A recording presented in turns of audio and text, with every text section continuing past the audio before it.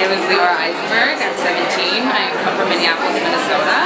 My essay is about coexistence and incitement and how hating the other can inhibit our abilities to make peace. Next, Leora Eisenberg, 17 years old. Minnesota is beginning at Princeton University this fall. She hopes to major in Near Eastern Studies. That's her big passion in life. She loves learning, and boy does she. She speaks English, Russian, Hebrew, French, German, Yiddish, and Somali.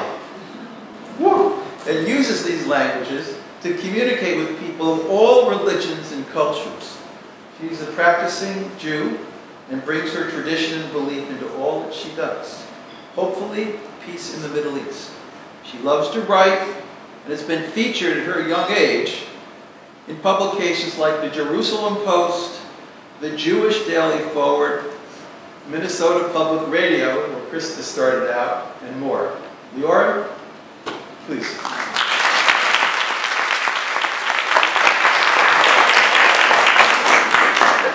Before I begin, I'd like to thank Dr. Post, the Institute, and everyone here. It's really a pleasure and an honor to be with all of you. My Arabic was progressing really nicely. I was better at pronouncing the letter Ain than any time in my life, and could now hold a full-fledged conversation in the present tense, as long as the topic was my favorite color or my favorite food. My best friend, Yasmin, was from Egypt, and she assured me that I was practically fluent, and that my love for the popular singer Mohammed Hamedi made me an honorary Egyptian. All I could do was bask in the attention of the natives. They found me an adorable novelty, an American stumbling over words of Egyptian Arabic. Not unheard of, but decidedly rare.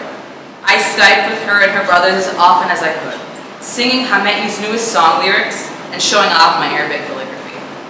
Her older brother, Ahmed, looked exactly like an Egyptian pop sensation, and I tried desperately to impress him.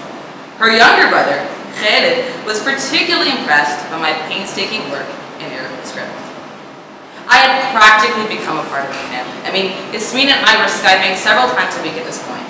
And whenever her parents asked her what she was doing, she would say she's Skyping with Leora, and everything would carry on as normal. We were getting along splendidly, like pita and falafel, falafel and tahini, but as far as she knew, and as far as I felt, I was a very incomplete falafel. You see, I knew I was Jewish. I knew Yasmin was Muslim. Yasmin knew she was Muslim, but Yasmin did not know I was Jewish. But in my defense, it hadn't exactly come up. I was terrified of telling her, in English or in Arabic. I suppose I hadn't had to tell her, but hadn't she told me she was Muslim? Or had she? It was pretty obvious from her copious insha'Allahs, God willings, and her multicolored hijabs. She hadn't told me. She had showed me. Islam was an integral part of her life, just as Judaism is an integral part of mine. But I didn't know how to show her. I mean, I guess I could Skype her one day wearing a large black hat and a large black coat with long black fake sideburns.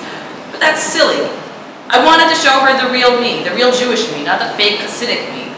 I wanted to be Jewish in my own falafel ball skin, just as Yasmin's falafel ball skin was colored with floral hijabs and spiced with insha'Allahs.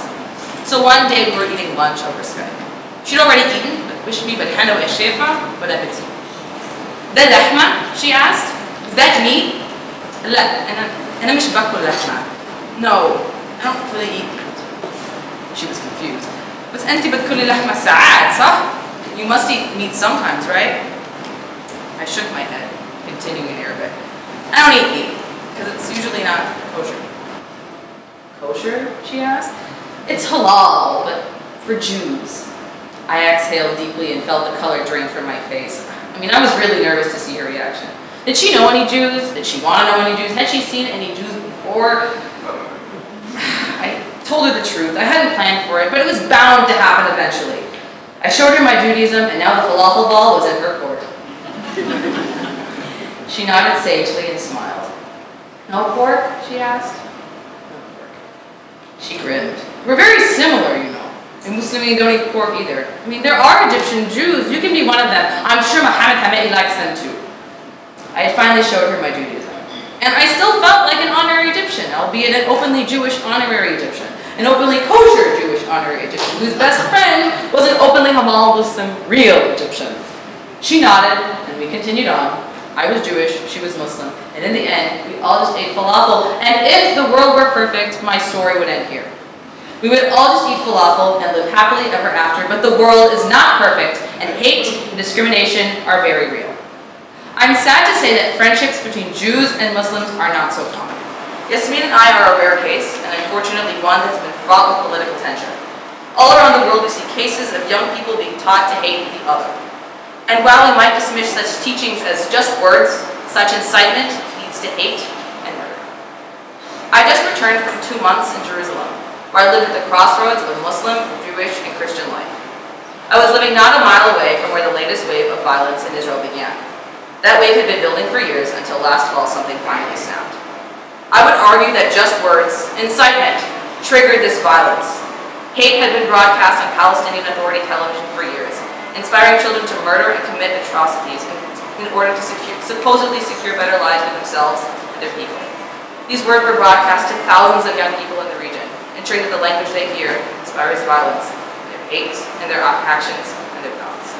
These words have caused over 100 deaths on both sides since last fall.